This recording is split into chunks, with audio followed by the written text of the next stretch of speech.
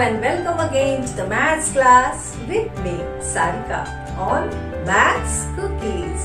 Today we are going to start last chapter of class 7 and that is exponent and power. तो चलें कि जो ये last chapter की राइड है ना, बहुत इंटरेस्टिंग होने वाली है और इसमें बड़ा मजा आने वाला है क्योंकि ये चैप्टर जो है बिल्कुल नया है आपके लिए। ठीक है, तो स्टार्ट करते हैं एक्सपोनेंट एंड पावर। तो चलते हैं। तो सबसे पहले एक्सपोनेंट और पावर का मतलब समझना पड़ेगा कि क्या होता है। अच्छा, आपने जब अपने चैप्टर्स आपने स्टार्ट करे थे, लास्ट चैप्टर स्टार्ट करो से लास्ट चैप्टर अलजेब्रा करा था, तो हम यहाँ से क्या करे थे कि हमें पता था एरिया ऑफ स्क्वायर क्या होता है। एरिया ऑफ स्क्वायर होता है आपके पास साइड इंटू साइड। ठीक है, तो साइड इंटू साइड को हम और क्या लिख सकते हैं, साइड स्क्वायर लिख सकते हैं, ऐसे लिख सकते हैं। या फिर हम क्या कर रहे थे, जब हम यूनिट्स कर रहे थे एरिया की, तो उसमें हम क्या करते थे, यूनिट में मैं कह रही थी कि सेंटीमीटर स्क्वायर होता है, मीटर स्क्वायर होता है या मिलीमीटर स्क्वायर होता है और ऐसी बहुत सारी चीजें थी। या फिर हम जब अलजेब्रा कर रहे थे वहां पर हमारे पास कैसे क्वेश्चंस आते, x square, y square, x z square, इस तरह से बहुत सारी चीजें थी। तो ये जो बीच में जो ये आपके नंबर के ऊपर ये छोटा सा 2, 3 ये सब आ रहा है। सपोज अगर y क्यूब होता और ये 3 आता है या z4 होता है, ये 4 आता है छोटा सा, इसको क्या कहते हैं, इसको कहते हैं एक्सपोनेंट। और एक्सपोनेंट का ही दूसरा नाम है पावर या फिर हम इंडेक्स। इसको हम 3 नामों से जानते हैं। तो अगर मैंने ऐसे लिखा है कि x की पावर स्क्वायर, तो सबसे पहले तो बोलना सीखना पड़ेगा कि इसको कहते क्या है। तो हम इसको कहते हैं x raise to the power 2। क्या बोलेंगे, हम बोलेंगे x raised to the power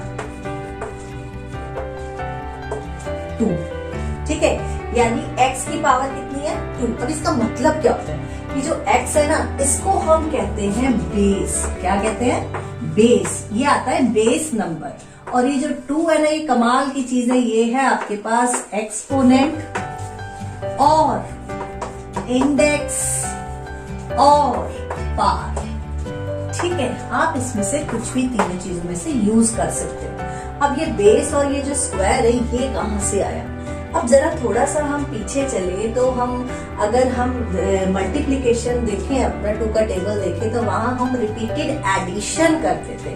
कैसे करते थे रिपीटेड एडिशन, मैंने लिखा 2 + 2 + 2, तो हम इसको लिखते थे 2 × 3 यानी 2 × 3।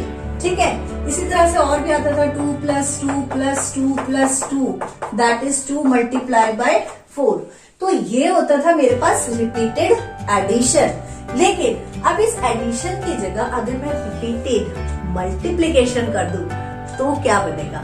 तो देखो क्या बनेगा, अगर मैं इसी चीज को लेके चलूं 2 × 2 तो यहाँ देखो 2 कितनी टाइम्स मल्टीप्लाई हो रहा है, 1 2 3। तो हम इसको इस तरह से नहीं लिखेंगे, हम लिखेंगे इसको 2 raised to the power 3।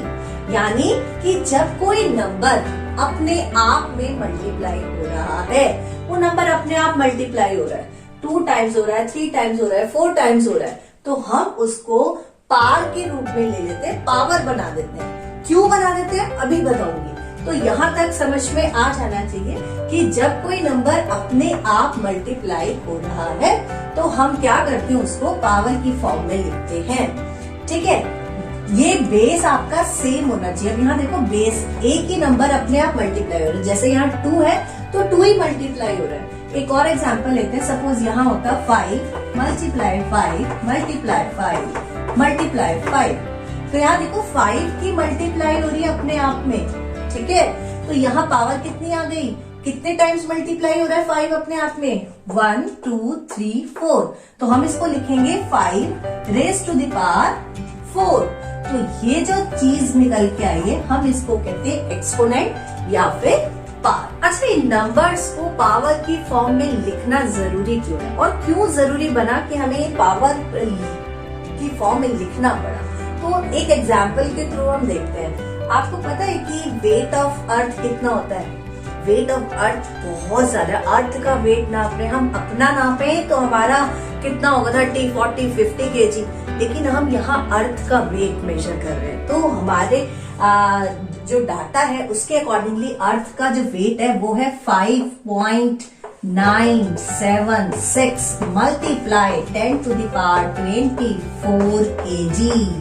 अगर आप इसको लिखना शुरू करें तो जो आपकी नोटबुक का पेज है ना, हाफ फिल हो जाएगा। क्यों? क्योंकि आपका 10 to the power 24, अभी मैंने इसका मतलब बताया आपको, 10 की पावर 24 यानी 10 को आपको कितने टाइम्स लिखना पड़ेगा? 24 टाइम्स। तो इस प्रॉब्लम को सॉल्व करने के लिए हमने क्या करा? पावर्स यूज करना शुरू करा। और भी बहुत सारे एग्जांपल्स हैं। सपोज आप बैक्टीरिया ले लें या माइक्रो ऑर्गेनिजम्स ले लें, तो जब उसकी ग्रोथ होती है तो वो पर सेकंड इतना ज्यादा होता है कि आप काउंट नहीं कर सकते, आप उसको लिख नहीं सकते कि 10 मल्टीप्लाई 10 मल्टीप्लाई 10 मल्टीप्लाई 10, इस तरह से हम नहीं लिख सकते। तो क्या होता है, इसमें कंज्यूमिंग होता है टाइम बहुत ज्यादा, तो उसको कंज्यूम ना हो इसीलिए हम उसको क्या करते हैं? शॉर्ट कर देते हैं। तो इसीलिए हम पावर्स का यूज करते हैं। ठीक है, तो ये आपका पावर्स है। अब इसमें क्वेश्चंस कैसे करते हैं ये तो हमें पता चल गया। पावर्स पता चल गई, इंडेक्स पता चल गया, बेस पता चल गया।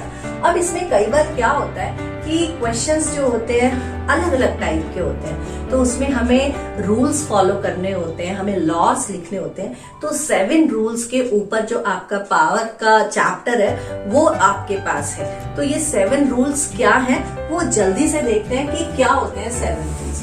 अब इसको मैंने क्या करा है, 2 पार्ट्स में डिवाइड कर दिया है। एक पार्ट वो है जहां पर आपका बेस नंबर सेम है और एक जगह वो है जहां आपकी पावर सेम है। ठीक है, 2 अलग अलग चीजें हैं जहां पर बेस सेम है और जहां पर पार्ट सेम है। तो ये है आपके पास लॉस ऑफ एक्सपोनेंट। तो इसमें फर्स्ट एक्सपोनेंट का जो लॉ है वो कह रहा है कि a raised to the power m multiply a raised to the power m, यानी a क्या है? a कोई बेस नंबर है और m और n क्या है? इसमें पावर्स है जो डिफरेंट है, लेकिन बेस नंबर क्या है? Base number are the same. तो अभी क्या करेंगे, जब आपके पास ऐसा नंबर आएगा तो यहाँ आपको क्या करना पड़ेगा? बेस को 1 टाइम लिखेंगे और जो पार्ट्स है ये आपकी ऐड हो जाएंगी, m प्लस n। ठीक है, इसका एग्जाम्पल लेते हैं और अच्छे से समझ में आएगा। Suppose 2 raised to the power 2 multiply 2 raised to the power 3। तो अभी मैंने आपको बोला जब बेस सेम है और आपकी पार्ट्स डिफरेंट है तो जो पार्ट्स है वो क्या हो जाएंगी? ऐड हो जाएंगी। तो यहाँ मेरे पास आ जाएगा answer 2 plus 3 that is 2 raised to the power 5। ये आपका आंसर निकल के आएगा। आप इस तरह से इसको सॉल्व करेंगे। इसका सेकंड लॉ है a raised to the power m divided a raised to the power n। मतलब कि आपका जो बेस नंबर है अगर वो सेम है और आपके जो पार्ट्स हैं वो डिफरेंट है, उस कंडीशन में आप a लिखेंगे बेस नंबर और जो आपकी पार्ट्स हैं वो क्या हो जाएंगी? माइनस हो जाएंगी, सब्ट्रैक्ट हो जाएंगी। कैसे ये देखते हैं। यहाँ मैंने लिखा 2 raised to the power 5 divided by 2 raised to the power 2। तो आंसर क्या बनेगा? 2 बेस नंबर हो गया और पार्ट्स को हमें क्या करना है? माइनस करना है। 5 माइनस 2, तो ये बनेगा आपके पास 2 raised to the power 3। तो इस तरह से हमें इसका आंसर निकालना होगा। तो हमारे पास 2 लॉ आ गए हैं कि आपका जो बेस है वो सेम है और आपके जो पार्ट्स है वो डिफरेंट है, तो वहाँ पार्ट्स क्या हो जाएंगी? प्लस हो जाएंगी। और अगर डिवाइड में है सेम चीज तो वो जो पार्ट्स है वो क्या हो जाएंगी? सब्ट्रैक्ट हो जाएंगी। अच्छा, तीसरा आपके पास लॉ आता है कि जब भी आपके पास a raised to the power 0, यानी अगर कोई नंबर है और उसकी पावर 0 है, ठीक है, कोई नंबर है बेस नंबर है और उसकी पावर 0 है, तो बच्चे यहाँ गलती से 0 लिख देते हैं, जबकि 0 नहीं होता है, यहाँ होता है 1। कैसे? यहाँ देखते हैं। तो ये 0 पावर कैसे आएगी? मैंने लिखा 2 raise to the power 3 upon 2 raise to the power 3। तो 3 से जब डिवाइड होता है तो पावर्स क्या होती हैं? माइनस हो जाती हैं। तो ये आ जाता है 3 minus 3 that is 2 raise to the power 0। तभी क्या आएगा? 1 आएगा। इसलिए जब आपका बेस के जो पावर है वो 0 है तो अब आपका आंसर क्या आएगा? 1 आएगा। ठीक है, ये आपके पास थर्ड रूल था। फोर्थ आपके पास रूल है कि अगर आपके पास a raise to the power m और इनकी पावर अगर n है, ठीक है, आपका कोई नंबर है उसकी पावर है और इन दोनों की पावर n है, तब आप क्या करेंगे? आपको करना होगा इन दोनों को मल्टीप्लाई। कैसे? a raise to the power m n, ठीक है, मल्टीप्लाई कर देते हैं। देखें इसको कैसे करना है। Suppose 3 raise to the power 2, इसकी पावर, इन दोनों की पावर सपोज 5 है, ठीक है, तो हम क्या करेंगे? 2 और 5 की मल्टीप्लाई कर देंगे। तो 2 5 जा 10, 3 रेज़ टू द पावर 10, ठीक है। तो ये आपके पास एक फोर्थ रूल आ गया। फिफ्थ रूल क्या कहता है आपको? फिफ्थ रूल कहता है कि अगर a raise to the power m है, ठीक है, multiply b raise to the power m है, तभी क्या करेंगे? अभी क्या हो गया? बेस नंबर डिफरेंट हो गया लेकिन पावर्स क्या हो गई? सेम हो गई। अभी तक हम क्या कर रहे थे? अभी तक हम कर रहे थे कि हमारा जो बेस नंबर है वो सेम है, ठीक है, a आ रहा था। अभी यहाँ क्या है? बेस नंबर चेंज हो गया है और आपकी पावर सेम हो गई है।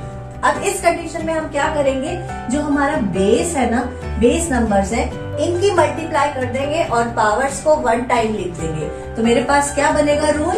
a b raise to the power m, ठीक है, ये बनेगा। अब इसको लिखेंगे कैसे? Suppose 3 raise to the power 5 multiply 2 raise to the power 5। यहाँ देखो बेस नंबर चेंज हो गए लेकिन पावर्स आर द सेम, तभी क्या करें? 2 मल्टीप्लाई बाय 5, इसको करते हैं 6 और rays to the power 5।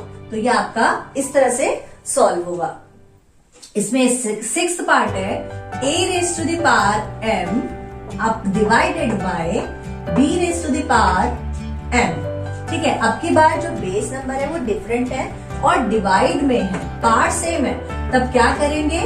a upon b raise to the power m। Divide को हम इस फॉर्म में भी लिख सकते हैं ना, फ्रैक्शनल फॉर्म में, तो a upon b raise to the power m, ठीक है। यहाँ ऐसे लिखेंगे जैसे 5 raise to the power 4 divided by 3 raise to the power 3 raise to the power 4। तो इसको लिखेंगे हम 5 upon 3 raise to the power 4, ठीक है। यह आपका था 6th रूल। अभी 7th रूल क्या कहता है? 7th रूल कहता है कि अगर आपके पास कोई नंबर है वो नेगेटिव में है और उसकी जो पार्ट्स हैं वो इवन नंबर्स की हैं। इवन नंबर्स का मतलब आपको पता है ना कि इवन नंबर्स क्या होते हैं? 2, 4, 6, 8, 10, 12, 14 एंड सो ऑन, जो 2 के टेबल से डिवाइड हो जाते हैं, ठीक है, उनको हम इवन नंबर्स कहते हैं। तो अगर आपके पास कोई बेस नंबर है वो नेगेटिव के अंदर है और उसकी जो पावर है वो क्या है? इवन नंबर में, तो जो आपका आंसर निकलेगा, मैं सिर्फ आंसर की बात कर रही हूँ, आंसर आएगा आपके पास पॉजिटिव।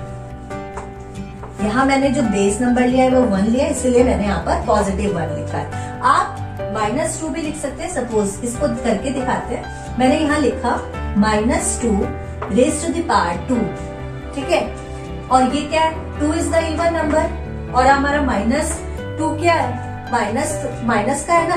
तो मैंने क्या कहा था आपको? मैंने कहा था यहाँ पर अगर माइनस का बेस है, नंबर है, और आपका इवन नंबर का पावर है तो उसका आंसर क्या आएगा? पॉजिटिव आएगा। तो हम इसको कर लेते हैं -2 मल्टीप्लाई बाय -2, तो 2 2 जा 4 और ये माइनस और माइनस प्लस होते हैं, इसीलिए आंसर किस में आएगा? 4 में, पॉजिटिव में, ठीक है। इसी का एक और पार्ट है, अगर माइनस का बेस है और आपके पास पावर जो है अब की बार ऑड नंबर की है।